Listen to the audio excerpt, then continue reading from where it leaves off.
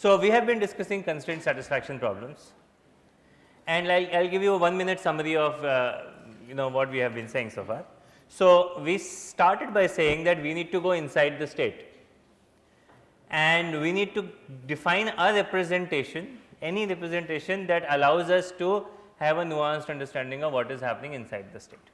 And one such representation is the constraint satisfaction problem representation. It is a very simple representation which says that each state has a set of variables and variables take values, and for now we will focus on discrete variables. So, that means it takes discrete values and values are from the domain di. So, we have a variable xi which can take a value from domain di, and then we have constraints, and these constraints may be written in some representation also. Let us say I allow inequality. So, for example, in the case of map coloring, and let us say we are trying to color the map of Australia, the constraints would be that two adjoining states cannot be equal to each other. For example, Western Australia is not equal to Northern Territory, right, and we have been taking this as our running example. So, in this case we have 7 states, Western Australia on the west, Northern Territory on the north, South Australia on the south, and on the east we have Queensland, New South Wales and Victoria, and as an island state we have Tasmania. And let us say you want to color them using red, blue and green, and so those are our values. Okay. So, we discussed that, and we then defined a backtracking search algorithm, and the backtracking search algorithm essentially said that I will start from an empty state, I will start from an empty assignment, no variable has been assigned any value, and then I will start to search. You must have we have discussed any problem solving from an AI point of view involves some kind of search, and so we are going to use the search where we will decide on one variable, and we discussed last time that the order of variables sort of does not matter, and so we can decide variables in any order. It can be a dynamic order, but at any given node we will only choose one variable and branch on that, and not choose different variables and branch on different variables, because if we do that we will be unnecessarily exploring permutations of variables, which is not important. So, we will choose a variable, let us say we pick Western Australia, and then we will branch on all values of it. So, in this case we branch on 3 values, Western Australia being red, green and blue, and say we go to red node, and then we again branch, and let us say we branch on Northern Territory, and so this is how we branch. Notice that there is no point on branching on Northern Territory being red. So, even if we branch on Northern Territory being red, the state is going to say, oh, constraint violated, backtrack, and whenever a state says constraint violated, backtrack, you are going to backtrack, right, and this keeps going. For example, at some point you may branch on Western Australia red, Northern Territory green, and some value for Queensland. Now, just intuitively look at this and tell me if there is any state you think cannot lead to a solution. Which one cannot lead to any solution? The right bottom, which is Western Australia red, Northern Territory green and Queensland blue. Does everybody see this? Why would it not lead to a solution? Because South Australia has no value remaining, all its values are gone. However, at this present moment of time, my algorithm does not know that there is no solution there, and that is actually an important bit for you to think about. This is called the idea of detecting failures early. If you look at the state with Western Australia red, Northern Territory green and Queensland blue, we do not have any value remaining for South Australia. Even though we do not have any value remaining for South Australia, and there is no way that the search can proceed and lead to a solution, at this point in time we do not know this, or at least the algorithm does not know this. The algorithm thinks that it will keep searching and at some point it might find a solution. And of course, you and I know this. We can quickly see and say, there is just no point in searching. So, what we did is what is called inference.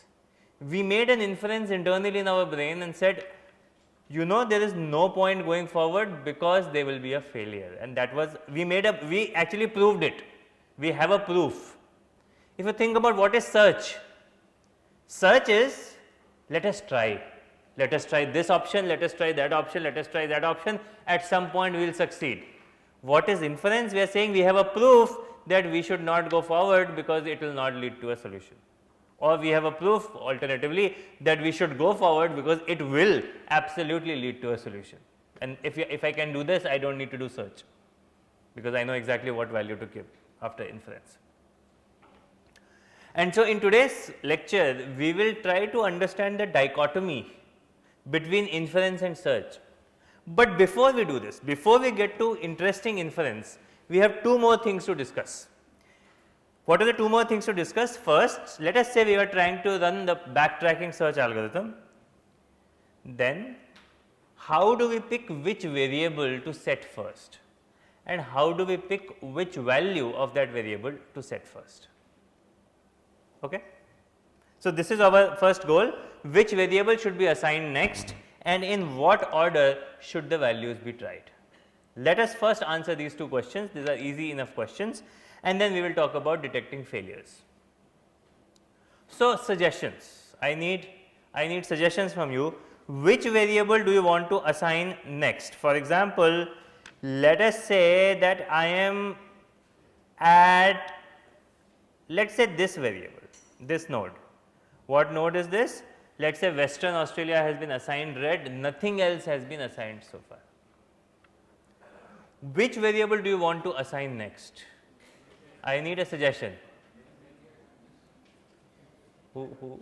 There was a, yes, what's your name? Nisarg. Yes, Nisarg.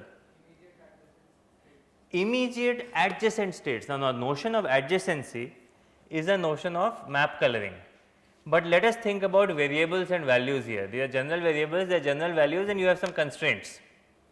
So, which variable do you want to assign next? Yes, what's your name? You want to assign South Australia next. Why? It has maximum constraints. What's your name? Yash. So, Yash says that I want to assign South Australia next because it has maximum constraints. Maximum constraints. So, intuitively the idea is that any variable which is most constrained should be assigned first. It is like this. So, suppose an administrative person needs to schedule a meeting between me and the director. Who does this administrative person ask first? Me or the director? You guys are too nice. But seriously, you will not get a job as an administrative person if you did that. So, who do you assign first? The director. And let us say there was a meeting between me and Shah Rukh Khan. Who do you ask first?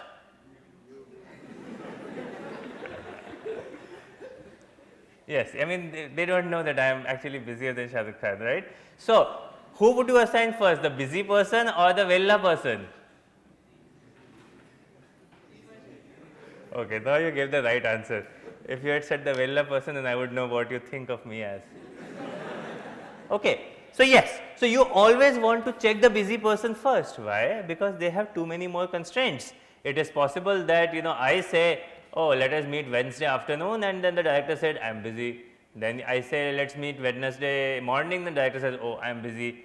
So, in that case, why do not the director say when he wants to meet, and then I will see if I can say I am busy or not. So, that is the point. Now, what are the indicators? What are various indicators for how busy a variable is or how constrained a variable is? Very good. One is what Yash said. Let us look at the degree of the variable. And there is one more that is very important. Yes, what's your name? Path. Set of possible values. Set is not enough. Size of possible values. So, this leads us to the choice of variable ordering. It is that we should first assign the variable which has the minimum remaining values.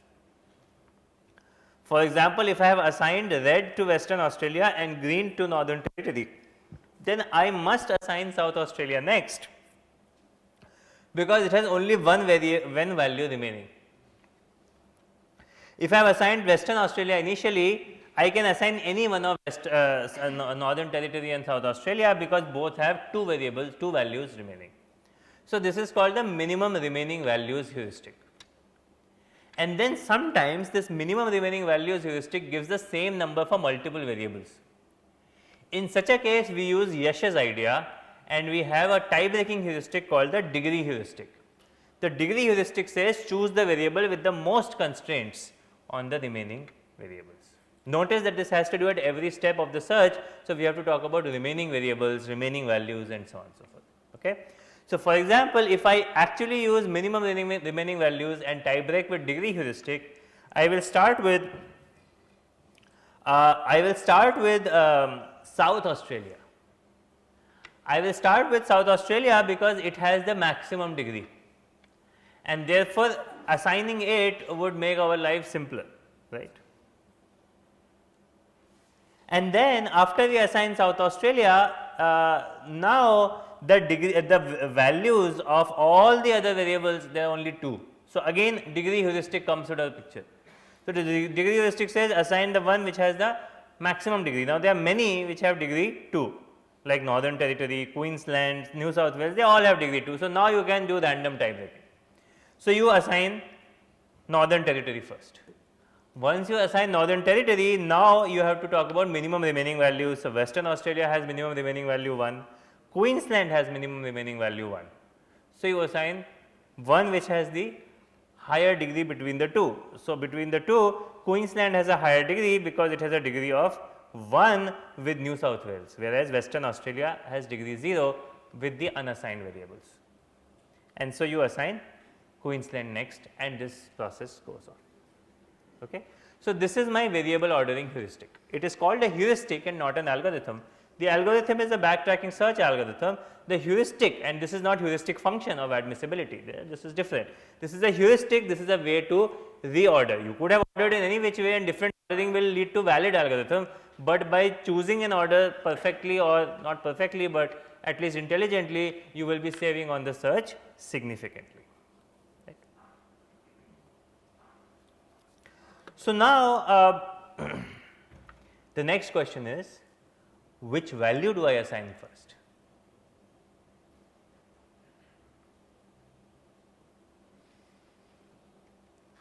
Now, you may not get this from this example, but intuitively which value should I assign first?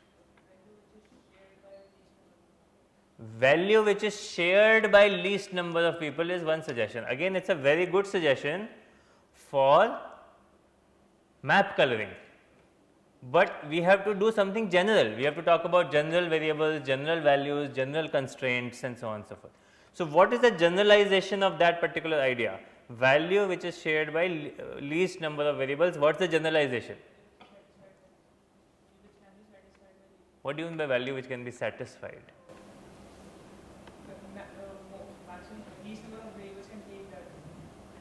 Right, again you are assuming that you have only inequality constraints. We may not only have inequality constraints.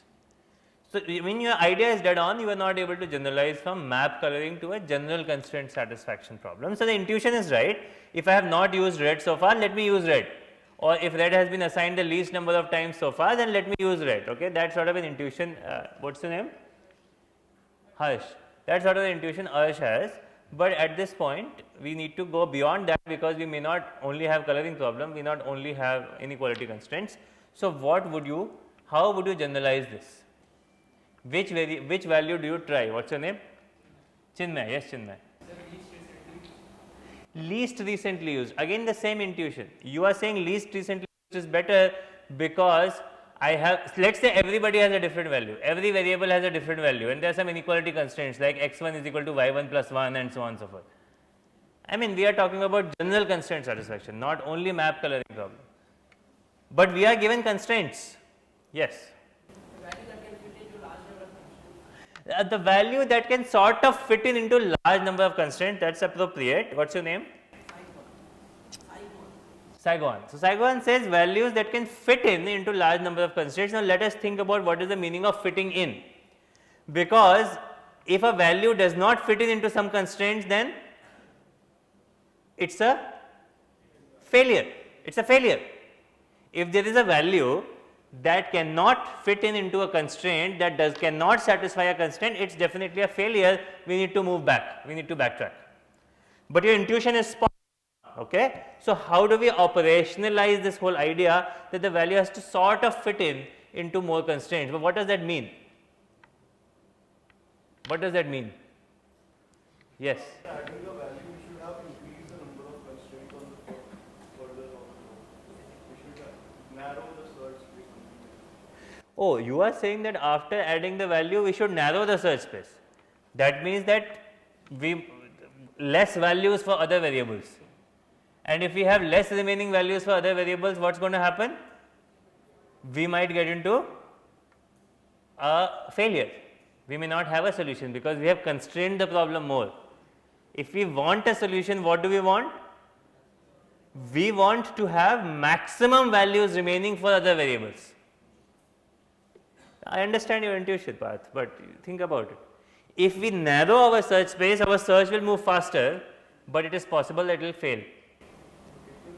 We are not taking all the constraints beforehand. We know all the constraints. We always know all the constraints. Okay. Think about it, then let us discuss if there is a confusion. So, the heuristic that comes out is called the least constraining value, the value which constrains the other variables the least. You have some variables that have been assigned, let us get away from them. You have some variables that have been unassigned. For all those variables, I have picked one variable, okay, fine. I want to assign this, I have different values. Now, as soon as I assign a value, other variables may find some reduction in their value space, right. And if I find that there is one value which reduces everybody's space, domain, possible values much more, and another space that reduces their domains less, then we will pick the one that reduces their domain less in the hope that we will find a solution in this subtree. If and backtrack, what you said, Parth, would be better, that we would take the one that is most constrained, but we do not want to succeed. So, we will pick a so it is like this. You know that more faculty members are free on Wednesday afternoon because there are no classes. So, now you talk to the director, you said we want to do a meeting, the director says, you know, I can do a meeting on Monday morning or Wednesday afternoon. Which value do you try first? You try first the value which is Wednesday afternoon. You try the value which most likely looks like least constraining to other people. Most likely the other faculty members would not have a class at that time, they will be free, right.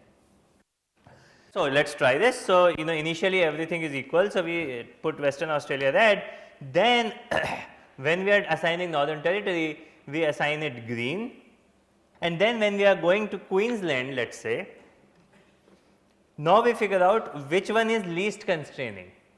So, by doing blue here, we have no possible value remaining for South Australia, and by doing red here, we have one possible value remaining for South Australia, and so this one is less constraining. So, let us try red first, and if you try red first, then it will not fail, you will actually find a solution. Now, just combining these two heuristics, remember that earlier we said that backtracking search can get to 25 queens. Just by combining these two heuristics, minimum remaining value with degree heuristic and least constraining value, gets us to 1000 queens problems. Notice by this just small modification, we have done such a huge jump in our ability to solve constraint satisfaction problem.